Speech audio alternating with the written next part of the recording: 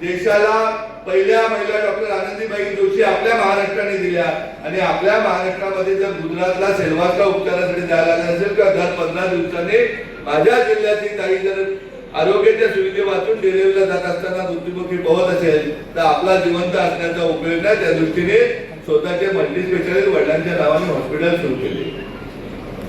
तर नमस्कार मंडळी, कशा सर्व मजेत ना. तर आज आरोग्य आपण म्हणजेच मंडणगडला, आणि मंडणगडला आल्यानंतर आज नितीन बानगुडे हे आपल्याला इकडे मंडणगडमध्ये बघायला मिळणार आहेत पहिल्यांदाच. तर चलाच पण दाखवतो. इकडे बघा तेजस आहे, आर्यन आणि मी. तर चला दाखवतो. इकडे बघतोय आपण सर्व कॉलेज, त्याच्यानंतर खूप असे पोरं पोरी खूप आहेत. कॉलेजची पोरं पोरी वगैरे भरपूर आहेत आणि आपण सुद्धा आलो तिथे. चला आपण आतमध्ये आलो आणि आपल्याला आता एंट्री भेटलाय. तर जाऊया आपण इकडे. काका वगैरे तिकडे बसलेत टेबलवरती. इकडे आतमध्ये हॉल आहे. इकडे हे बघा, इकडे सर्व. तर इकडे बघतोय आपण एवढी सर्व मंडळी आहेत. मंडळी म्हणजे बघायला तर सर्व कॉलेजच्या मुली वगैरे आहेत आणि ग्रामस्थ वगैरे आहेत.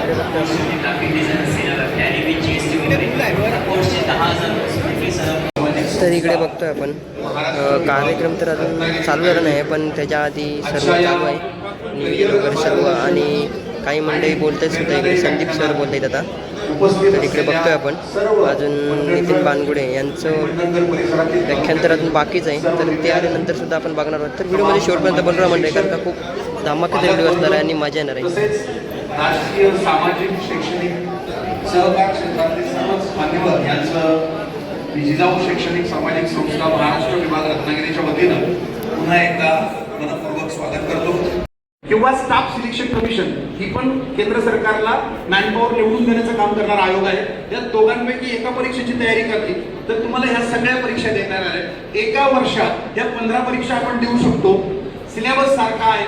6 महिन्यात संपणारा सिलेबस आहे. आपण उरलेल्या वर्षात फक्त प्रॅक्टिस केली, ते सिरीज सॉल्व्ह केल्या तर आपल्याला चांगला फायदा होतो. आणि वयाच्या 21व्या वर्षी आपण स्केल 1 ऑफिसर होऊ शकतो. काय होतंय, आपल्याला सिलेबस संपल्यानंतर टेस्टला प्रॅक्टिसला वेळ मिळतो, कारण ह्या सगळ्या परीक्षा पद्धती स्पीड विथ ॲक्युरेसीच्या आहे. दुसरं ऑनलाईन आहे, कम्प्युटराइज. तिसरं हजारोंच्या संख्येने जागा आहे. चौथं ऑनलाईन आहे, रिझल्ट फास्ट लागतो. आणि 5वं एकाच सिलेबसवर आपण 15 परीक्षा देतोय. याच्या इतकं चांगली आणि महत्वाची गोष्ट काय, सिलेबस 1 परीक्षा 15. वर्षभरात जेव्हा आपण 15 अटेम्प्ट करून एक परीक्षा आपण पास होणार नाही. जर आपण चांगला अभ्यास केला असेल, डेडिकेटेडली केला असेल, ग्रॅज्युएशन असताना केला असेल, तर मला असं वाटतं या परीक्षांना आपण ग्रॅज्युएशन पासून टार्गेट जर केलं, म्हणजे ज्याच्यात काय काय आहे. आता बँक म्हटलं तर बँकमध्ये क्लर्क आहे, पीओ आहे, स्पेशलिस्ट ऑफिसर आहे. या तिन्हींसाठी एक आयोग आहे, एक board IBPS, institute of banking and personal service. या परीक्षा IBPS घेतं आणि मग या तिन्ही पदांसाठी निवड केली जाते. अगदी मॅथ्स, रिझनिंग, जीके, इंग्लिश एवढे 4 सब्जेक्ट असतात. ऑनलाईन ऑब्जेक्टिव्ह पेपर असतो, मल्टिपल चॉईस क्वेश्चन्स असतात आणि तीच पेपर मेन्सला पण असतो. फक्त काचेने पातळी वाटते, सेम सब्जेक्ट थोडी काचेने पातळी वाटते. Tier 1 Tier 2 दोन्ही परीक्षा आपण मेरिटमध्ये आलो की आपल्याला हा जॉब मिळतो. क्लर्कचा सिलेबस थोडा कमी आहे आणि सोपा आहे. पीओ त्याच्यापेक्षा थोडा अवघड आहे. स्पेशलिस्ट ऑफिसरसाठी त्यांच्या ॲग्रिकल्चर डिपार्टमेंटचे जे काय ॲग्रिकॉलमध्ये आहे ते आपण देऊ शकतो. पण IBPS या परीक्षा घेतात. ग्रॅज्युएशन असताना तुम्ही अभ्यास केला तर आपण नॅशनलाइज बँकांमध्ये मोठ्या पदावर जाऊ शकतो. दुसरं, याच अभ्यासाचा फायदा railway recruitment board, regional rural bank, reserve bank of India आणि public sector undertaking. Public sector undertaking म्हणजे केंद्र सरकारच्या मालकीच्या कंपन्या, म्हणजेच केंद्र सरकारच्या नोकऱ्या. तिथे पण अनेक स्तरावर आपल्याला रिक्रुटमेंट असतं, त्या पण परीक्षा असतात, त्यांच्या वेगवेगळ्या जाहिराती येत असतात. यासोबत आपल्याला वाटलं की आपल्याला बँकिंग नाही, रेल्वे रिक्रुटमेंट नको, PSC नको, प्युअरली सेंट्रल गव्हर्नमेंटच्या डिपार्टमेंटला जायचं आहे. तर स्टाफ सिलेक्शन कमिशन अभ्यासक्रम तोच आहे. स्टाफ सिलेक्शन कमिशनची कंबाईंड ग्रॅज्युएट लेवल CGL ची एक परीक्षा असते ग्रॅज्युएशन नंतर. ती आपण पेपर दिला तर आपण डायरेक्ट IB, NIA, त्याच्यानंतर CBI, ED या ज्या प्रतिष्ठित डिपार्टमेंट आहेत त्याच्यामध्ये क्लास 2 ऑफिसर म्हणून निवड केली आहे. या व्यतिरिक्त डेमो करायचं आपल्याला की सर ग्रॅज्युएशन नंतर नको, 12वी नंतर आपल्याला अशा ठिकाणी जाता येतं का, तर हो 12वी नंतर सुद्धा 4 प्रकारच्या परीक्षा आहेत, ज्याच्यातल्या 3 आपण देऊ शकतो, कारण एक स्टेनोला देता येईल, ज्याचा स्टेनोचा डिप्लोमा झाला. आपण टेनो सोडा, पण 12वी नंतर 3 अशा परीक्षा आहेत ज्या एकाच अभ्यासक्रमावर डिपेंड आहेत. त्यातली पहिली आहे combined higher secondary level exam, दुसरी मल्टीटास्किंग स्टाफ आणि तिसरी SSC GD दिल्ली पोलीससाठी असते. 12वी नंतर केंद्र सरकारच्या नोकऱ्या आहेत, 4च विषय, ऑब्जेक्टिव्ह, ऑनलाईन परीक्षा, फास्ट निकाल, स्मूथ प्रोसेस आणि तात्काळ नोकरी. 12वी झाल्या 75,000 पगाराची नोकरी आहे. ग्रॅज्युएशन सुरू ठेवायचं, ग्रॅज्युएशन झाल्यानंतर डिपार्टमेंटल प्रमोशन पण आहे, प्लस वेगवेगळ्या परीक्षा आपण पुढे जाऊन देऊ शकतो. Next slide. Of design national institution of fashion technology आहे. UCEED डिझाईन मध्ये म्हणजे IIT डिझाईन करायचं असलं तर MHACC आहे, आर्ट आणि क्राफ्ट साठीची CET. ATD आपल्याला माहिती आहे, BFA पण आपल्याला माहिती आहे. नाटा आर्किटेक्चरिंग साठी, कारण तो पण एक डिझायनरच असतो. म्हणजे ज्या मुलांमध्ये क्रिएटिव्हिटी आहे, ज्या मुलांना चित्रकला आवडते, अशा पालकांनी आपल्या मुलांसाठी NID किंवा NIFT या 2 इन्स्टिट्यूटमध्ये शिकायला हरकत नाही, कारण इथून प्लेसमेंट फार चांगल्या पद्धतीने होतं. डिझाईनमध्ये VFX आहे, ॲनिमेशन आहे, ग्राफिक्स आहे, टेक्स्टाईल डिझाईन आहे, प्रॉडक्ट डिझाईन आहे, ज्वेलरी डिझाईन आहे, इंटिरियर डिझाईन आहे. खूप मोठा स्कोप. चित्रकला हे त्याची बेसिक अट आहे आणि तिथून जर डिग्री घेतलं तर अगदी कोर्स पूर्ण होण्याच्या आत कमीत कमी 3-4.5 लाख रुपयाची महिन्याची पगाराची नोकरी आहे. कारण तेवढ्या इंटरनॅशनल स्टुडिओ, तेवढ्या कंपन्या आणि तेवढी लागणारी मॅनपॉवर या ठिकाणी आहे. टेक्स्टाईल सगळ्यात मोठी इंडस्ट्री भारतात रोजगार देणारी, तिथे टेक्स्टाईल डिझायनर म्हणून आपण काम करू शकतो. आणि प्रत्येकाला आपापल्या इंटरेस्टनुसार या संस्था आहेत, यांची नावं जरी आपण घेतली आणि त्यातनं आपण युट्यूबमध्ये टाकली तर तुम्हाला कळेल की कुठल्या कोर्ससाठी कुठल्या इन्स्टिट्यूटमध्ये आपण गेलं पाहिजे. धन्यवाद. Next please. हे 12वी नंतर मंडळी बघतो आपण रामदेव सरांचं आगमन करण्यात.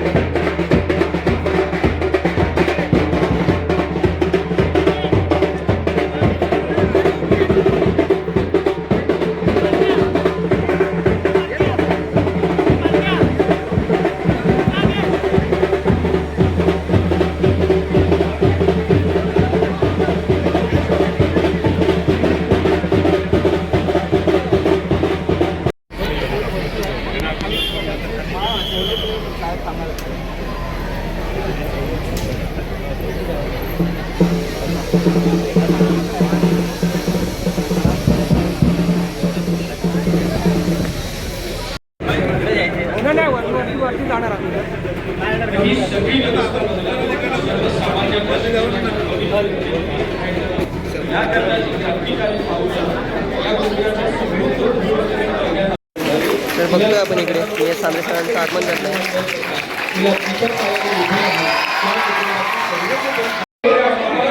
तर मंडळी इकडे विद्यार्थी वगैरे खूप आहेत आणि हॉलसुद्धा एवढा मोठा हॉल आहे. तर हॉलमध्ये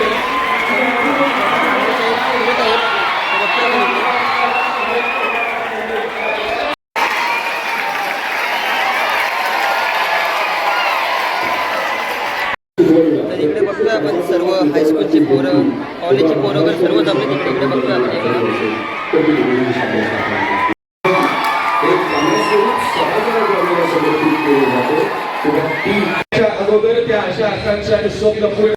तर म्हणजे इकडे बघतोय आपण कोणत्याही कार्यक्रमाची सुरुवात. छत्रपती श्री शिवाजी महाराज की जय जय भवानी. जय शिवाजी. 350 वर्षांपूर्वीचा इतिहास या महाराष्ट्राला प्रेरित.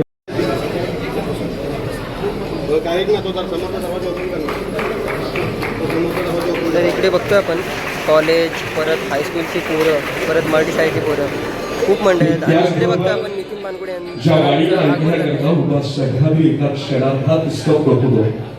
2 दशकांहून काळ रत्नागिरीच्या उत्कर्ष, रत्नागिरीच्या उज्ज्वल भविष्याची आखणी करणारा, आपल्या हक्काचा, आपला आवाज, आपले लोकनेते सन्माननीय निलेश भगवान साबळे साहेब यांना विनंती करतो की आपले विचार मंचावर यावं.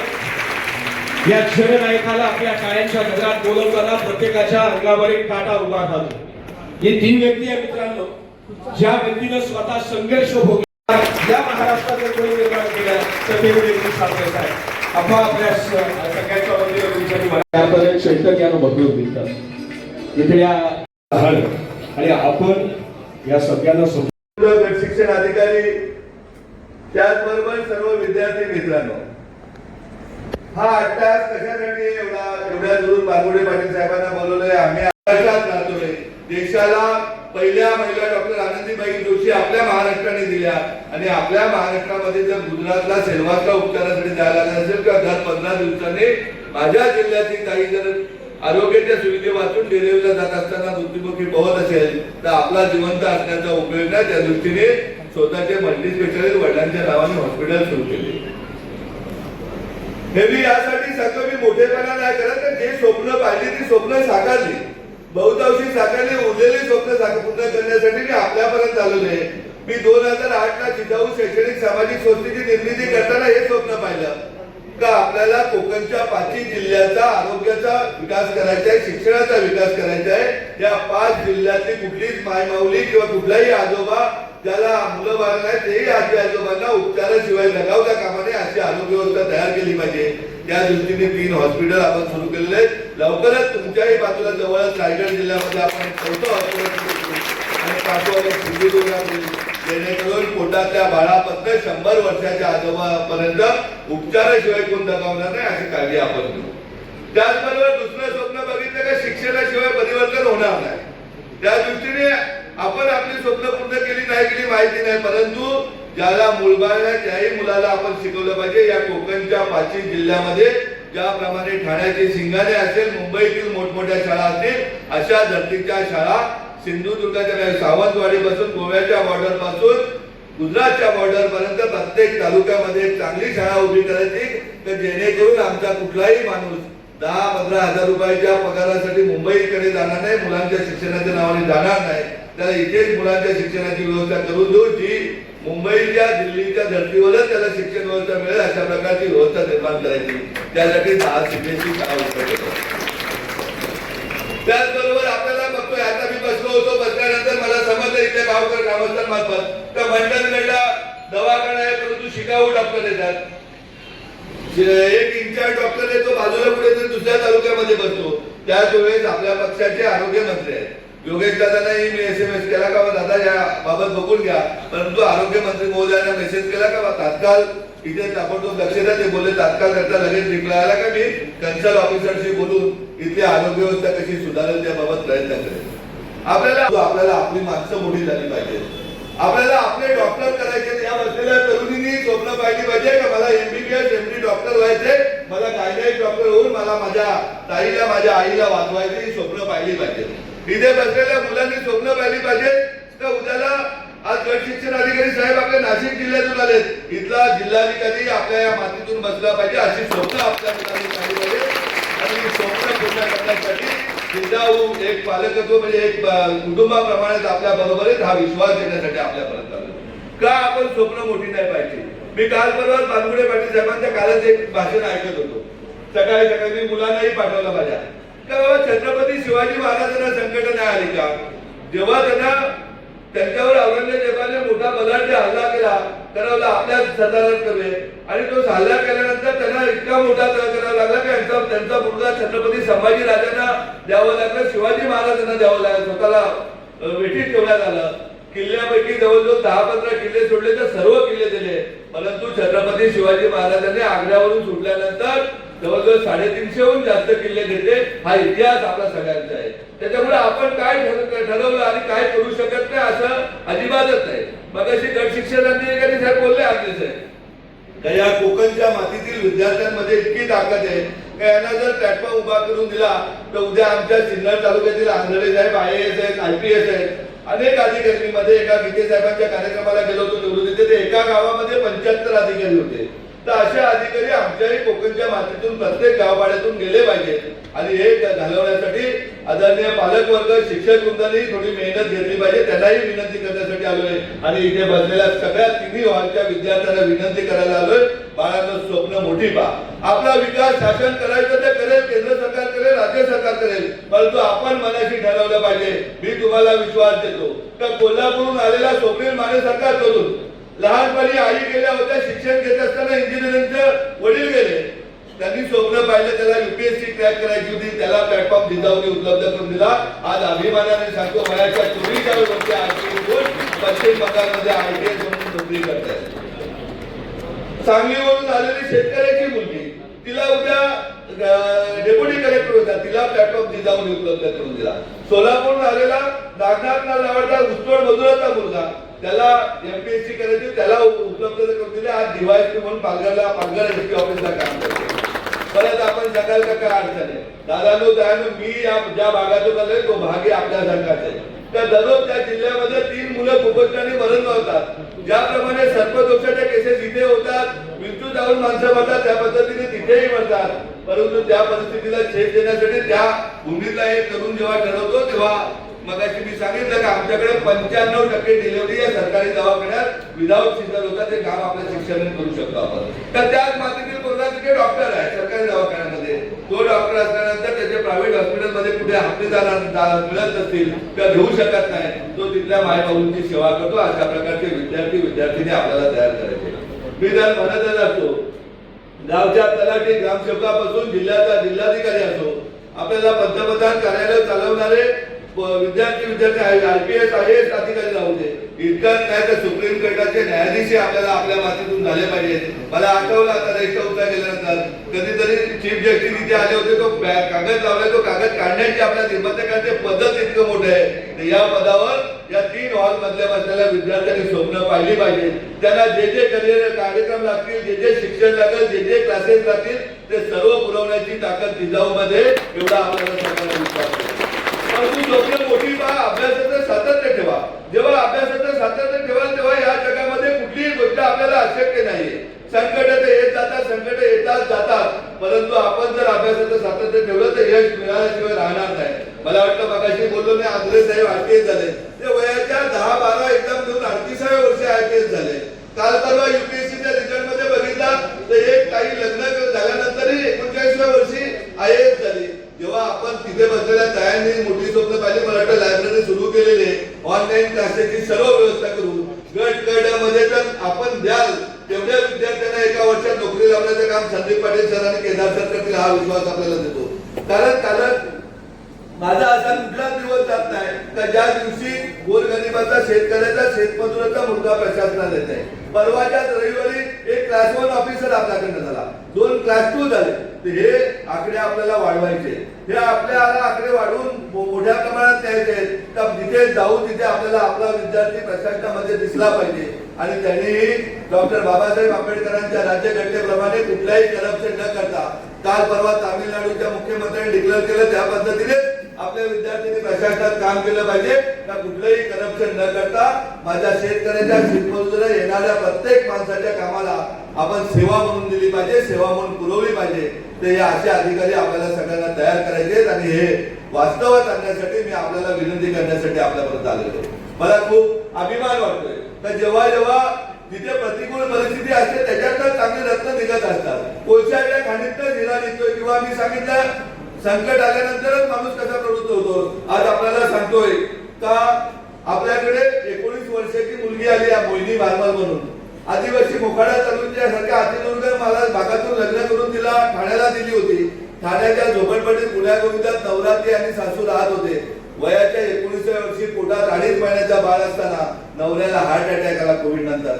नवरा गेला ती बाई खचून पडली. तिला उद्या बाळ पाडायचं का काय या प्रश्नात सगळ्या नातेवाईक होते, परंतु ती आई तिची सासू अज्ञानी होती. तिने सांगितलं बाळाला जन्माला द्या. एक जण बाळाजवळ थांबायचं, एक जण ठाण्याच्या वाघे इस्टेट भागात, कृष्णनगर भागात धुंदीबंडी करायच्या दोघींपैकी. 7-8 हजार रुपये दोघींना मिळायचे. जेव्हा ठाण्याचे आपले पोलीस गणती केंद्र सुरू झालं तिला माहिती मिळाली, ती आली. केदार सरांनी तिचा इंटरव्ह्यू घेतला, ती पोलीस भरतीला यायला लागली. ती लेक्चरला थांबायची नाही.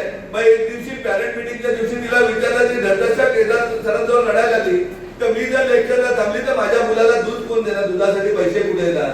त्या दिवशी जिजाऊने तिला 15,000 रुपये अभ्यास करण्याचे दिले. पोलीस भरतीला त्या काळात उशीर होता. मुंबई महानगरपालिकेमध्ये अग्निशमन दलाची 800 जागांची भरती निघाली. त्या 800 मध्ये 119 विद्यार्थी आपल्या जिजाऊ अकॅडमीतून मोफत शिक्षण घेऊ लागले. त्यामध्ये ती मोहिनी बारमले कधी मुंबईला गेली तर दादर सब्जेक्टला तिला भेटा. हे संकट येतात, परंतु संकटाला पार करण्याची ताकदही आपल्यामध्ये, आपण त्यासाठी तयार राहिलं पाहिजे. अडचणीचा प्रत्येकाला येत असतात. मी येताना यांना बोललो साहेबांना का पहिल्यांदा मला असं झालं की मी फक्त 3.5 तासामध्ये मंडणगडला पोहोचतो.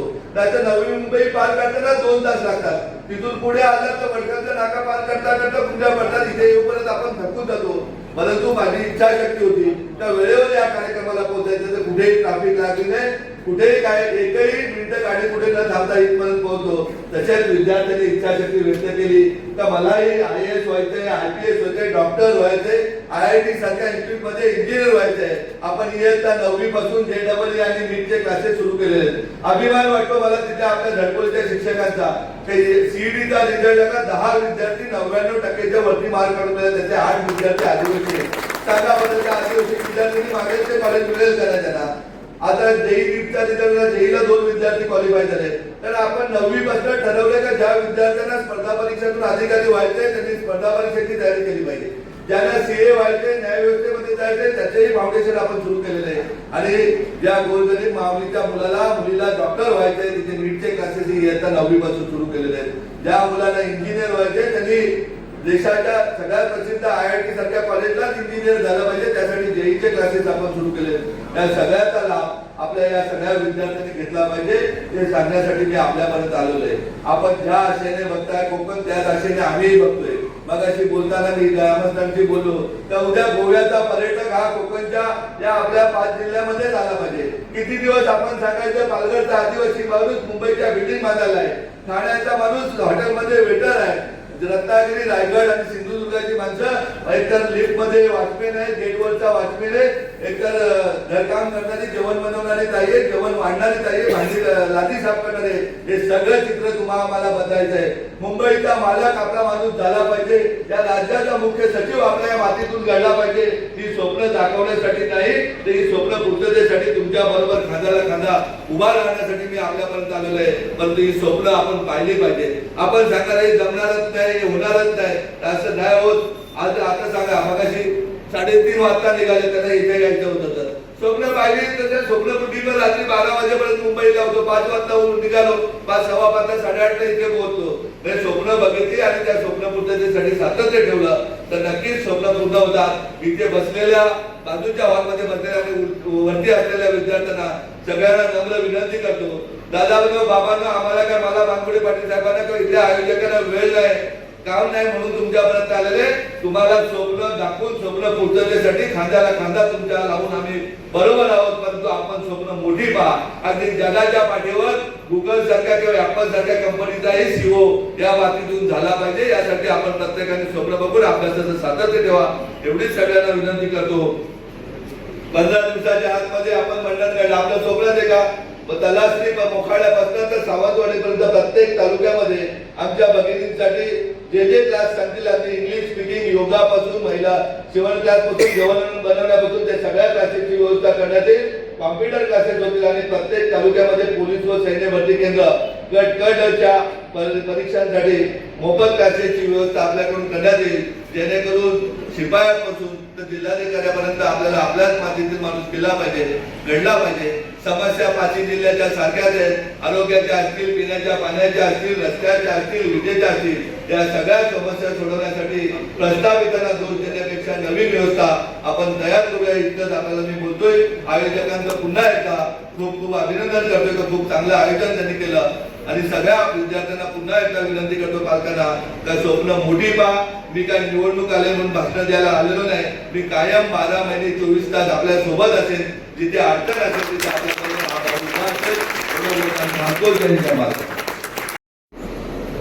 अथांग समुद्र आणि बलाढ्य माणसांचा प्राण वंचित होता. छत्रपती शिवाजी महाराज आपल्या आयुष्यात सगळ्यात जास्त जर कुठं राहिले असतील तर ते कोकण प्रांत. छत्रपती शिवाजी महाराजांच्या आवडीचा प्रांत म्हणजे कोकण. या प्रांताला शिवाजी महाराजांनी नाव दिलं होतं नवनिधी. स्वराज्याला नवनिधी देणारा हा प्रांत, हा कोकण गडकिल्ल्यांचा आहे, हा कोकण ताडामाडांचा आहे, तसा हा कोकण बुद्धिवंतांचा आणि विचारवंतांचा आहे. देशाला दिशा देण्याचं काम, समाजाला विचार देण्याचं काम या प्रांतानं वारंवार केलं. इथं सगळीच पिकं आम्हात येतात, त्या बुद्धीचं पीकही तिथंच आम्हात येतं. हा इथला इतिहास आहे. आपण किती उंचीवर पोहोचलो यावर आपलं यश ठरत नाही, त्या उंचीवर आपण किती जणांना घेऊन आलो यावर आपलं यश ठरतं. आपल्या आजूबाजूची सगळी माणसं उंचीवर पोहोचावीत असा ध्यास ज्यांचा श्वास झालाय ते जिजाऊ शिक्षण संस्थेचे सन्मान्य निलेशजी सांबरे गेले काही काळ उद्याच्या पिढीसाठी सातत्यानं काम करतात. आरोग्य क्षेत्रात असेल, शिक्षण क्षेत्रात असेल, इथली मुलं घरात, इथल्या मुलांनी इतरांची आयुष्य घडवावी या उर्मीनं झपाटल्यासारखं ते काम करतायत आणि त्याचाच एक भाग म्हणून आजचा हा आयोजित करण्यात आलेला कार्यक्रम. तर मंडई मंडणगडमध्ये झालेला हा कार्यक्रम तुम्हाला त्याची व्हिडिओ कशी वाटली? निलेश सांबरे सर जे आपल्याला भरपूर काही बोलून गेले, आरोग्याविषयी असू दे किंवा शिक्षणाविषयी असू दे, जे काही बोलून गेले ते नक्की करणार आणि त्यांनी केलंही सुद्धा. तर आजचा व्हिडिओ तुम्हाला कसं वाटलं मला कमेंट बॉक्समध्ये नक्कीच कळवा. व्हिडिओ आवडले असेल तर व्हिडिओला लाईक करा, शेअर करा, सबस्क्राईब करायला विसरू नका. आपण भेटूया आता पुढच्या नवीन एका धमाकेदार ब्लॉगमध्ये. आतासाठी बाय बाय. जय भवानी, जय शिवराय.